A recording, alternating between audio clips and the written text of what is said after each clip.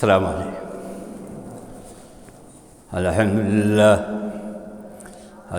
لله نحمده ونستعينه ونستغفره ونؤمن به ونتوكل عليه ونعوذ بالله من شرور أنفسنا ومن سيئات أعمالنا، من يهده الله فلا مضل له ومن يضلله فلا هادي له، ونشهد أن لا إله إلا الله وحده لا شريك له، ونشهد أن سيدنا ونبينا ومولانا محمدًا عبده ورسوله، صلى الله تعالى على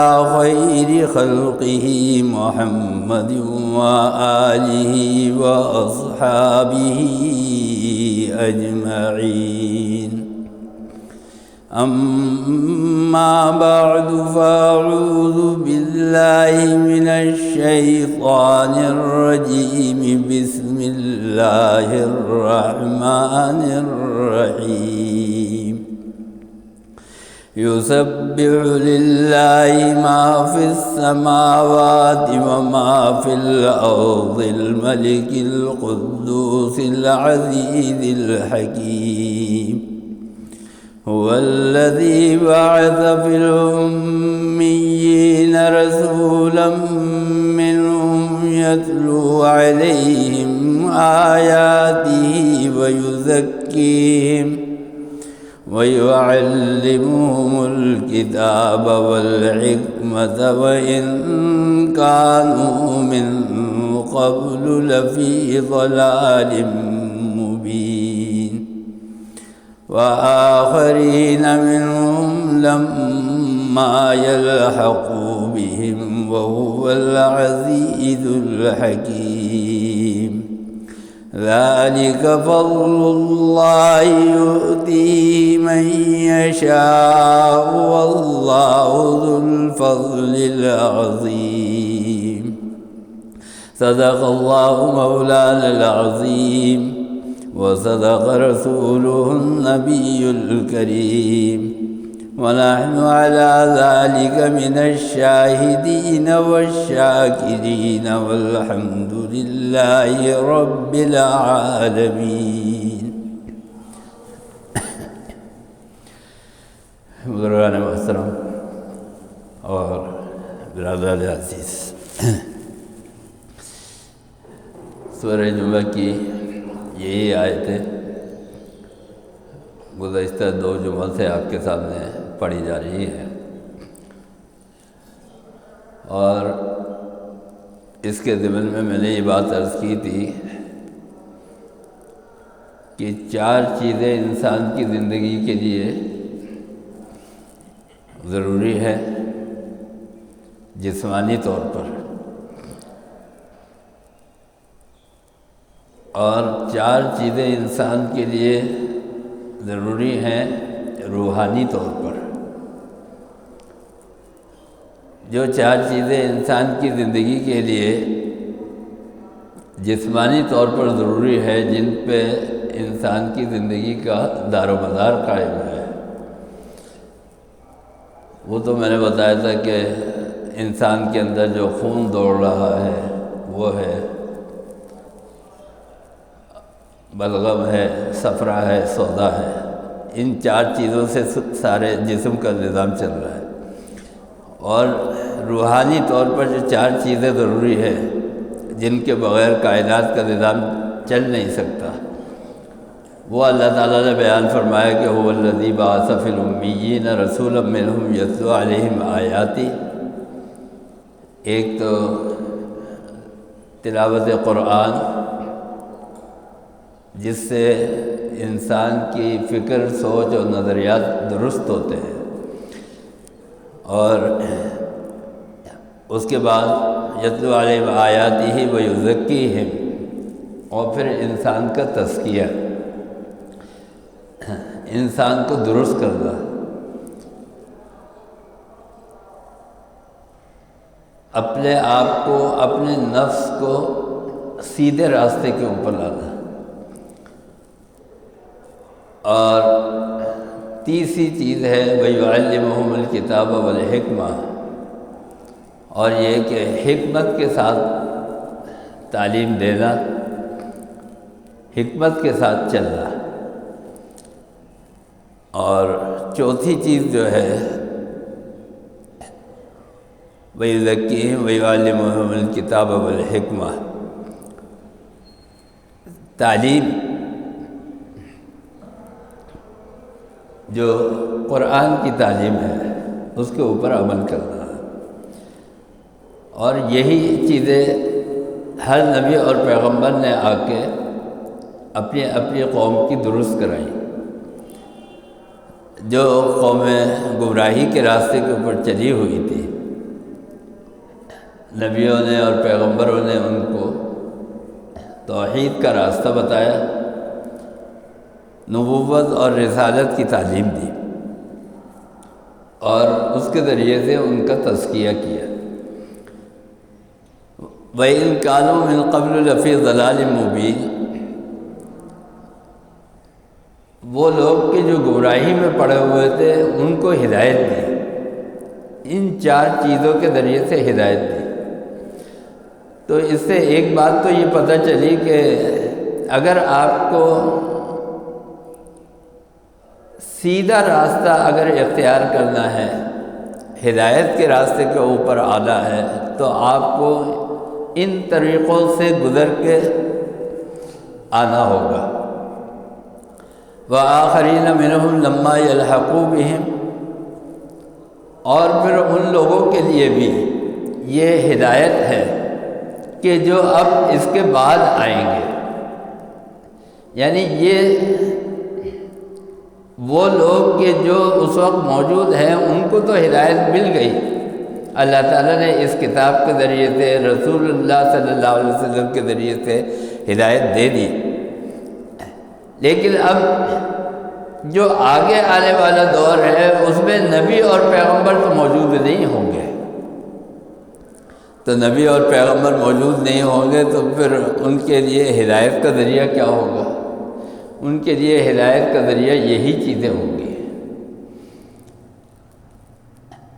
اور حضور اکرم صلی اللہ علیہ وسلم سے لے کے آج تک جو ہدایت کا ذریعہ ہے وہ یہی قرآن کریم ہے اور سنت رسول صلی اللہ علیہ وسلم۔ ذالک فضل اللہ یؤتیہ من یشاء، اور یہ اللہ کا فضل ہے۔ اللہ تعالیٰ فرما رہے ہیں کہ یہ ہمارا فضل ہے کہ ہم نے ان لوگوں کو ہدایت دی، اور سب سے بڑا فضل یہ ہے کہ سرکار دو عالم صلی اللہ علیہ وسلم کو اللہ تعالیٰ نے لوگوں کی ہدایت کے لیے بھیجا۔ یؤتیہ من یشاء، اور اللہ تعالیٰ کی یہ نشانیاں ہیں کہ جو اللہ تعالیٰ چاہتا ہے، جس کو چاہتا ہے اس کو دے دیتا ہے۔ اور یہ ہدایت کا معاملہ ایسا ہے کہ یہ اللہ تعالیٰ نے کسی کے ہاتھ میں نہیں رکھا، یہ صرف اور صرف اللہ نے اپنے ہاتھ میں رکھا ہے۔ ابو طالب جو چچا ہے سرکار دو عالم صلی اللہ علیہ وسلم کے، اور انہوں نے آپ صلی اللہ علیہ وسلم کی پرورش کی ہے، تو ابو طالب کا جب انتقال ہونے لگا تو حضور اکرم صلی اللہ علیہ وسلم آپ کے پاس تشریف لائے، اور آ کے ابو طالب سے کہا کہ اے چچا ابو طالب، آپ کو میرے اوپر احسان ہے، آپ نے مجھے پالا پوسا پرورش کیا، آپ کا میرے اوپر احسان ہے، لہذا میں یہ چاہتا ہوں کہ اس آخری وقت کے اندر آپ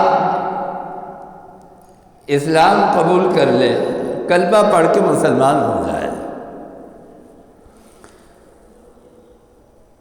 تو ابو طالب نے حضور اکرم صلی اللہ علیہ وسلم سے فرمایا کہ اے میرے بھتیجے، آپ جو دین لے کر آئے ہیں وہ دین بالکل سچا ہے، مجھے اس کے بارے میں کوئی شبہ نہیں ہے، اور آپ اللہ تعالیٰ کے رسول ہیں، اس کے اوپر بھی مجھے کوئی شک شبہ نہیں ہے۔ آپ اللہ کے سچے نبی اور پیغمبر ہیں۔ اور چونکہ ابو طالب یہ سمجھتے تھے، یہ جانتے تھے کہ حضور اکرم صلی اللہ علیہ وسلم اللہ کے نبی اور پیغمبر ہیں، اسی لیے آپ کی حمایت بھی کرتے تھے اور آپ کی حفاظت بھی کرتے تھے۔ جب مکے کے لوگوں نے آپ کو پریشان کیا اور حضور اکرم صلی اللہ علیہ وسلم کی تکذیب کی، اور ابو طالب جو سردار تھے اپنے قبیلے کے، ان کے پاس آ کے یہ شکایت کی کہ آپ کا بھتیجا جو ہے یہ ایک نئے دین کی اشاعت کرتا ہے، ایک نئے دین کو پیش کرتا ہے اور ہمارے معبودوں کو برا بھلا کہتا ہے، تو آپ اس کو سمجھائیے، ورنہ پھر ہم کوئی نہ کوئی کارروائی کریں گے، ان کے خلاف بھی اور آپ کے خاندان کے خلاف بھی۔ تو ابو طالب نے حضور اکرم صلی اللہ علیہ وسلم سے کہا کہ اے میرے بھتیجے، یہ لوگ آئے ہیں اور آ کے قریش کے لوگ یہ بات کہتے ہیں کہ آپ اپنے بھتیجے کو روکیں، مطلب پھر ہم کوئی کارروائی کرنے کے اوپر مجبور ہوں گے۔ تو حضور اکرم صلی اللہ علیہ وسلم نے دو ٹوک بات کہی، جب آپ دین کے اوپر چلتے ہیں اور اس میں رکاوٹیں آتی ہیں تو اس میں کوئی تیسری رائے نہیں ہے، یا تو آپ نے سیدھے راستے کو اختیار کرنا ہے یا چھوڑ دینا ہے، گھما پھرا کے کوئی بات نہیں۔ آپ کے پاس دو ہی آپشن ہوتے ہیں، یا تو آپ صحیح راستے کو، صراط مستقیم کے راستے کو اختیار کر لیں اور یا نہیں کریں۔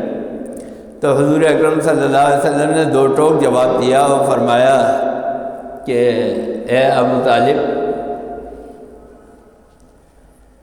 میرا دین سچا ہے اور میں اللہ کا سچا نبی اور پیغمبر ہوں، اگر آپ میرے ہاتھ کے اوپر ایک ہاتھ پہ سورج اور دوسرے ہاتھ کے اوپر چاند بھی رکھ دیں تب بھی میں دین اسلام کی تبلیغ چھوڑنے والا نہیں۔ بس ابو طالب سمجھ گئے کہ یہ محمد صلی اللہ علیہ وسلم رکنے والے نہیں ہیں، یہ اپنا مشن جاری رکھیں گے۔ تو میں یہ بتا رہا تھا کہ وہ اس بات کو سمجھتے تھے کہ یہ دین جو ہے دین حق ہے، لیکن وجہ کیا تھی؟ جب آخری وقت میں حضور اکرم صلی اللہ علیہ وسلم نے کہا کہ کلمہ پڑھ لو، تو آپ نے فرمایا کہ اگر اس وقت میں نے کلمہ پڑھ لیا تو مکے کے لوگ، قریش کے لوگ کیا کہیں گے کہ آخری وقت میں ڈر کے مسلمان ہوں گے، اور مدینے کے لوگ جو ہے مجھے طعنہ دیں گے۔ لہذا اس خوف سے میں اسلام قبول نہیں کرتا، اور یہ آج بھی ہوتا ہے۔ بہت سارے لوگ اس وجہ سے کوئی داڑھی نہیں رکھتا، کوئی دین کی تبلیغ پہ نہیں جاتا کہ لوگ کیا کہیں گے کہ بھائی یہ چلہ لگا رہے ہیں، یہ سیر روزہ لگا رہے ہیں، یہ اللہ کے راستے میں جا رہے ہیں، یہ تبلیغ میں بیٹھ رہے ہیں۔ آج بھی ایسے ہی ہوتا ہے، یعنی بہت سارے کام ہم لوگوں کے خوف سے بھی چھوڑ دیتے ہیں کہ لوگ کیا کہیں گے۔ حالانکہ یہ معیار نہیں ہے، معیار یہ ہے کہ اللہ اور اس کا رسول جو ہے وہ کیا کہے گا۔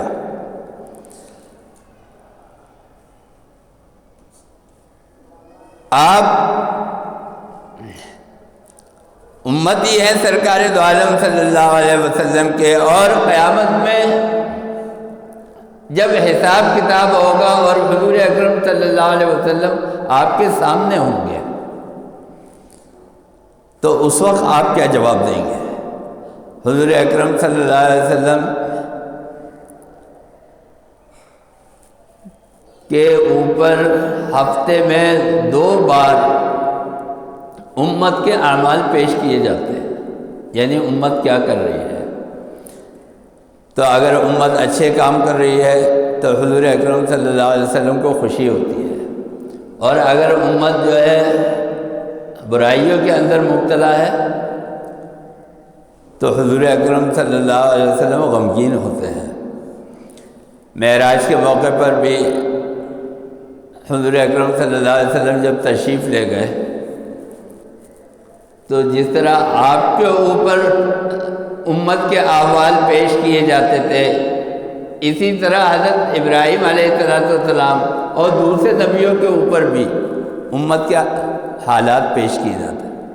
تو حضرت آدم علیہ السلام کو دیکھا کہ آپ بیٹھے ہوئے ہیں اور اپنے دائیں طرف دیکھتے ہیں تو مسکراتے ہیں اور بائیں طرف دیکھتے ہیں تو غمگین ہو جاتے ہیں۔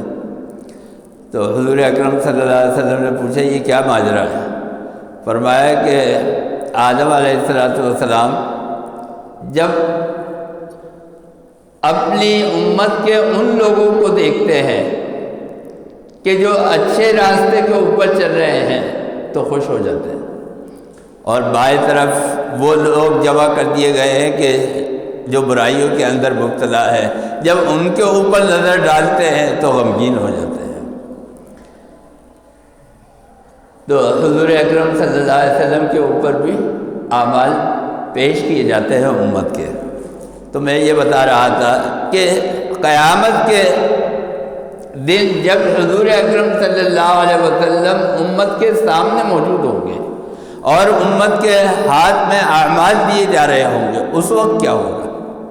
یعنی ہم جب حضور اکرم صلی اللہ علیہ وسلم کے سامنے ہیں اور اگر ہمارا نامہ اعمال دائیں ہاتھ میں ہے، جس کا مطلب یہ ہے کہ ہم نیک ہیں، تب تو ہم خوش ہوں گے اور ہم کو دیکھ کر سرکار دو عالم صلی اللہ علیہ وسلم بھی خوش ہوں گے۔ لیکن اگر ہمارا نامہ اعمال بائیں ہاتھ میں ہے گناہ گاروں کا، تو وہ تو پتہ لگ جائے گا حضور اکرم صلی اللہ علیہ وسلم کو کہ جس کا نامہ اعمال جو ہے وہ بائیں ہاتھ میں ہے تو وہ تو گناہ گار ہے، سزا یافتہ ہے، مجرم ہے۔ تو پھر ہم وہاں کیسے نظریں چرائیں گے؟ علامہ اقبال نے ایک قطعہ لکھا ہے اور اس میں بڑی اچھی بات فرمائی۔ فرمایا کہ تو غنی از ہر دو عالم من فقیر، اے اللہ تو غنی ہے اور میں فقیر ہوں۔ تو غنی از ہر دو عالم من فقیر، روز محشر عذر ہائے من پذیر۔ ہوں تو میں گناہ گار، گناہ ہو گئے مجھ سے، لیکن اے اللہ جو عذر میں پیش کروں قیامت کے دن کہ اس وجہ سے گناہ ہوا، میرے اس عذر کو تسلیم کر لینا۔ تو غنی از ہر دو عالم من فقیر، روز محشر عذر ہائے من پذیر۔ یا اگر مین حساب نہ گزیر، اول تو میرا حساب لینا نہیں، میرا عذر مان لینا، لیکن اگر میرا حساب کتاب کرنا ضروری ہو جائے، یا اگر مین حسابم نہ گزیر، از نگاہ مصطفیٰ پنہا بگیر۔ تو حضور اکرم صلی اللہ علیہ وسلم کے چہرے سے مجھے چھپا کر وہاں سے گزار دینا، ایسا نہ ہو کہ میں مجرم کی حالت میں سرکار دو عالم صلی اللہ علیہ وسلم کے سامنے پیش ہوں، یہ میں برداشت نہیں کر سکتا۔ تو میں یہ بتا رہا تھا کہ ابو طالب سے کہا حضور اکرم صلی اللہ علیہ وسلم نے کہ کلمہ پڑھ لو، انکار کر دیا۔ تو ہدایت جو ہے یہ صرف اور صرف اللہ کے ہاتھ میں ہے۔ حضور اکرم صلی اللہ علیہ وسلم غمگین ہے، تو حضور اکرم صلی اللہ علیہ وسلم کے اوپر آیتیں نازل ہوئی قرآن کریم کی۔ ایک آیت نازل ہوئی اور فرمایا کہ چونکہ آپ کی پرورش کی تھی ابو طالب نے، آپ کو پالا تھا، تو آپ کے دل سے خواہش تھی کہ یہ کلمہ پڑھ لیں تو بخشے جائیں گے، اور اگر کلمہ نہیں پڑھا تو پھر ظاہر بات ہے کہ اس حالت میں دنیا سے گئے تو پھر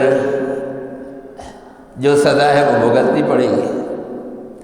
تو اللہ تعالیٰ نے حضور اکرم صلی اللہ علیہ وسلم سے ارشاد فرمایا، آیت نازل فرمایا کہ جس کو آپ چاہیں کہ ہدایت مل جائے اس کو ہدایت نہیں مل سکتی، جس کو میں چاہوں گا کہ اس کو ہدایت مل جائے اس کو ہدایت ملے گی۔ اس آیت میں اللہ تعالیٰ یہی فرما رہے ہیں، ذالک فضل اللہ یؤتیہ من یشاء، کہ یہ ہمارا فضل ہے، جن لوگوں کو ہدایت مل گئی یہ ہمارا فضل ہے کہ ہم نے ان کو ہدایت دے دی، اور ان کی ہدایت کے لیے ہم نے یہ اسباب پیدا کر دیے، یعنی رسول اور قرآن۔ وآخرین منہم لما یلحقوا بہم، اور آگے آنے والے لوگ جو ہے وہ بھی اسی سے ہدایت لے سکیں گے، اس کے علاوہ کسی اور سے چیز سے ان کو ہدایت نہیں ملے گی۔ ذالک فضل اللہ یؤتیہ من یشاء۔ اس کے بعد اگلی آیت میں اللہ تعالیٰ نے فرمایا کہ مثل الذین حملوا التوراۃ ثم لم یحملوها کمثل الحمار یحمل اسفارا۔ مثال دی ہے اللہ تعالیٰ نے بنی اسرائیل کی یہودیوں کی، فرمایا کہ ہم نے یہودیوں کے اوپر تورات بھیجی، تورات نازل کی، ان کے اوپر اس کا بوجھ ڈالا، یہ ذمہ داری ان کو دی، کیونکہ اس وقت تورات جو تھی وہ ان کے لیے ہدایت کا ذریعہ تھی۔ تو حضرت موسیٰ علیہ السلام کے اوپر تورات جو تھی وہ نازل ہوئی۔ فرمایا کہ مثل الذین حملوا التوراۃ ثم لم یحملوها کمثل الحمار یحمل اسفارا، لیکن انہوں نے اس بوجھ کو نہیں اٹھایا، یعنی اس سے استفادہ نہیں کیا، اس سے فائدہ نہیں اٹھایا، اس سے ہدایت نہیں لی۔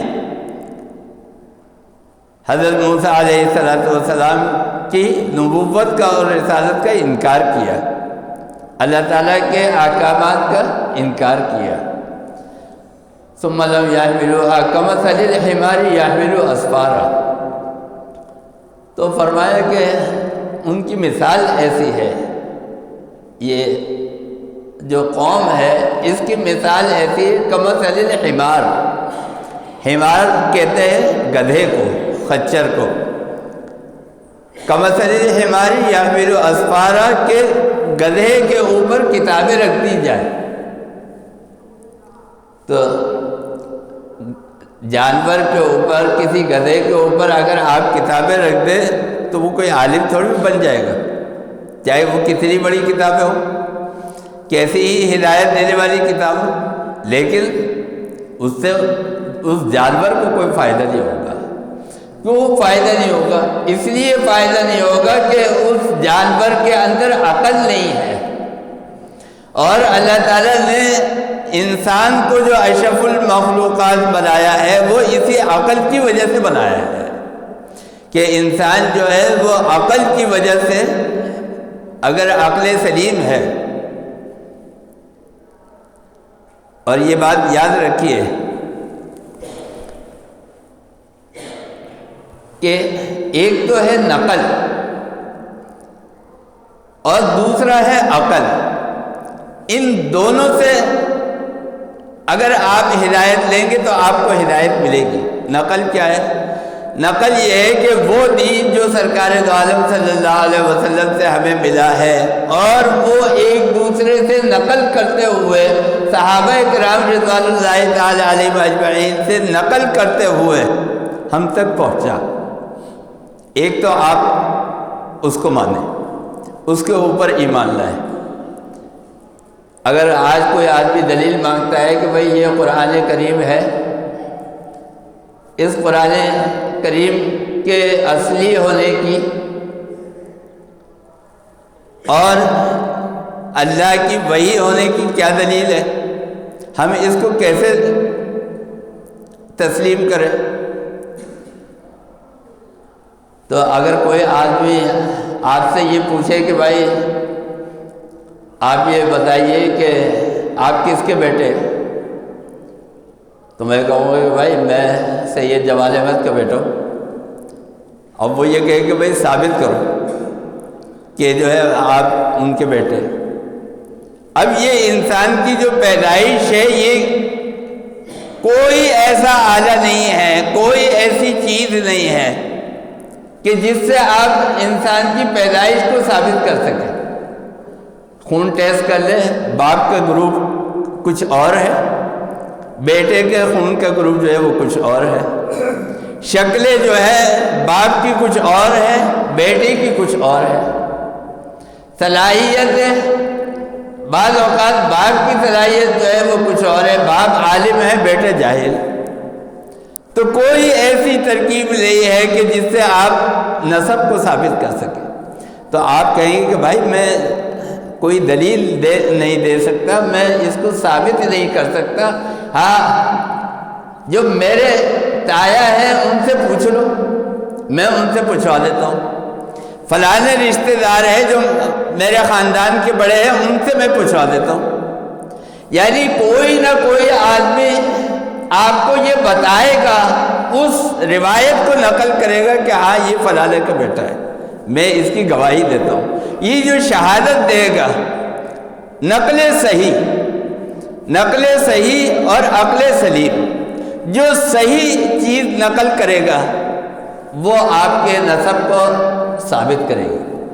بالکل اسی طریقے سے جو دین ہے، جو اسلام ہے، جو قرآن ہے، جو رسول اللہ صلی اللہ علیہ وسلم کے اوپر ایمان ہے، صحابہ کرام رضوان اللہ تعالی علیہ اجمعین سے آج تک اس کو صحیح نقل کیا گیا۔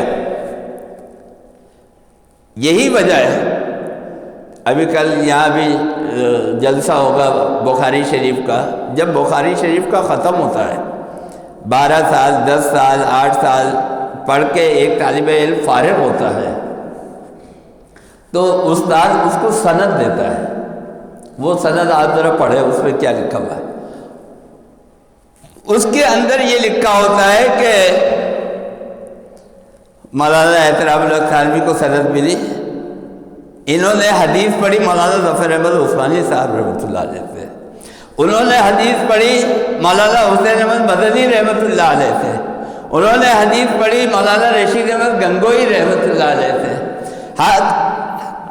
یہ سلسلہ ہوتے ہوتے جاتا ہے حضرت امام بخاری رحمۃ اللہ علیہ سے یا امام داؤد رحمۃ اللہ علیہ سے، اور جتنے احادیث کے استاد ہیں وہ سند دیتے ہیں کہ ان واسطوں سے یہ سند ہوتے ہوتے آج یہ سند جو ہے ان کو دی جا رہی ہے، آج یہ عالم ہے اس حدیث کے، یعنی سرکار دو عالم صلی اللہ علیہ وسلم سے 27 واسطوں سے ہوتی ہوئی یہ سند جو ہے یہ مولانا احترام اللہ تھانوی کو ملی۔ تو جس کے پاس سند نہیں ہوگی، ہمارے ہاں علماء کا یہی اختلاف ہوتا ہے کہ یہ پروفیسر ہے، ڈاکٹر ہے، کوئی ادیب ہے، کوئی مفسر بن رہا ہے، کوئی تفسیر لکھ رہا ہے، کوئی حدیث لکھ رہا ہے، بھئی آپ کے پاس سند کیا ہے؟ حضور اکرم صلی اللہ علیہ وسلم کی سند ہے یا نہیں ہے آپ کے پاس؟ اگر سند نہیں ہے تو آپ قابل قبول نہیں ہے۔ علم ہونا ایک الگ چیز ہے اور سند ہونا ایک الگ چیز ہے۔ بھئی آج آپ دین کے اوپر چل رہے ہیں، اسی وجہ سے تو چل رہے ہیں کہ یہ دین جو ہے مستند ہے، ہمیں صحابہ کرام رضوان اللہ تعالی علیہ اجمعین سے یہ دین ملا ہے، لہذا ہم اس کو تسلیم کرتے ہیں کہ یہ دین صحیح ہے۔ اسی لیے تو ہم چل رہے ہیں۔ اگر ہمیں اس کے اندر شبہ ہو، ذالک الکتاب لا ریب فیہ، اللہ تعالیٰ فرماتے ہیں اس کے اندر کوئی شبہ نہیں ہے، یہ جو قرآن کریم ہے اس میں کوئی شبہ نہیں ہے۔ کیوں؟ اگر شبہ ہو کسی چیز کے اندر پھر تو آپ اس کے اوپر چل ہی نہیں سکتے۔ تو لہذا ایک چیز ہے نقل صحیح، کہ آپ کو صحابہ کرام رضوان اللہ تعالیٰ علیہ اجمعین سے صحیح روایت ملی، صحیح دین آپ تک پہنچا۔ اور دوسری چیز کیا ہے؟ عقل سلیم، یعنی دین تو آپ کے پاس آ گیا، اور دین تو ابو جہل کے پاس بھی آیا، ابو طالب کے پاس بھی آیا، اور صرف یہی نہیں کہ دین آیا، قرآن کریم آیا، بلکہ خود رسول اللہ صلی اللہ علیہ وسلم نبی آخر الزماں آپ کے سامنے موجود ہے، لیکن دین تو موجود ہے، نقل صحیح، عقل نہیں ہے۔ اس کا نتیجہ کیا ہوا؟ فرمایا کہ در ازل آرا کے بہبود نبود، در ازل آرا کے بہبود نبود، دیدن روح نبی سود نبود۔ دین موجود تھا لیکن عقل نہیں تھی، دین کو تسلیم نہیں کیا، کافر ہو گئے۔ بس تو دو چیزیں جو ہے وہ ضروری ہیں، اور وہ کیا ہے؟ ایک چیز نقل صحیح، صحیح دین آپ تک پہنچنا، اور دوسری چیز ہے عقل سلیم، کہ آپ کے پاس عقل کا ہونا جس عقل سے آپ اس دین کو تسلیم کر لیں۔ اللہ تعالیٰ فرماتے ہیں ذالک فضل اللہ یؤتیہ من یشاء واللہ ذو الفضل العظیم، مثل الذین حملوا التوراۃ ثم لم یحملوها کمثل الحمار یحمل اسفارا۔ یہ وہ لوگ یہود قوم کے جنہوں نے دین کو تسلیم نہیں کیا، یہ کیا تھے؟ ان کے پاس عقل سلیم نہیں تھی، اس لیے ان کی مثال اس گدھے کی سی ہے کہ جس کے پاس عقل نہ ہو، اس کے اوپر کتابیں رکھ دی جائے تو اس کو کوئی فائدہ نہیں ہوگا۔ یہ چیزیں جو ہے یہ اللہ تعالیٰ نے اس کے اندر ذکر فرمائی، اور فرمایا کہ انہی چیزوں سے، اسی کتاب سے، انہی رسول کی سیرت سے، اور اسی علم سے، اور اسی حکمت سے آئندہ بھی جو لوگ آئیں گے ان کو فائدہ ہوگا، اور جو اس سے ہٹیں گے ان کو فائدہ نہیں ہوگا۔ وہ ایسے ہی ہے جیسے جانور کے اوپر کتابیں رکھ دینا۔ دعا کیجئے کہ اللہ تعالی ہمیں اور آپ کو صحیح معنی میں دین کے اوپر چلنے کی توفیق عطا فرمائے۔ اللہم ارنا الحق حقا وارزقنا اتباعہ، وارنا الباطل باطلا وارزقنا اجتنابہ، وصلی اللہ تعالی علی خیر خلقہ محمد وآلہ واصحابہ اجمعین برحمتک یا رب۔